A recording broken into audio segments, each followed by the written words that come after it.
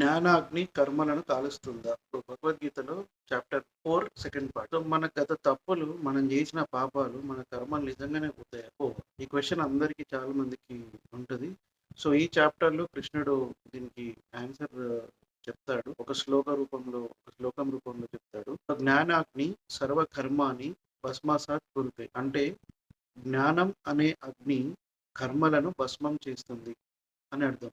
So, ప్రాక్టికల్‌గా దీని అర్థం ఏంటంటే, మనం తెలియక చేసిన తప్పులు అజ్ఞానం వల్లే ఏదైనా. సో, తెలిసి చేస్తే దేవుడు గూడా కాపాడలేడంటారు కదా! సో, తెలవక చేస్తే అజ్ఞానం వల్ల.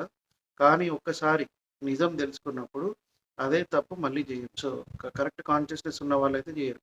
ఎగ్జాంపుల్, ఒక చిన్న పిల్లవాడు విద్యుత్ వైరు షాక్ తగిలితది, వస్తుంది అని తెలీదు. ఒకసారి అనుభవం అయ్యాక షాక్ కొట్టిన తర్వాత మళ్ళీ జీవితంలో ఇంకొకసారి దాని దగ్గరికి పోడు.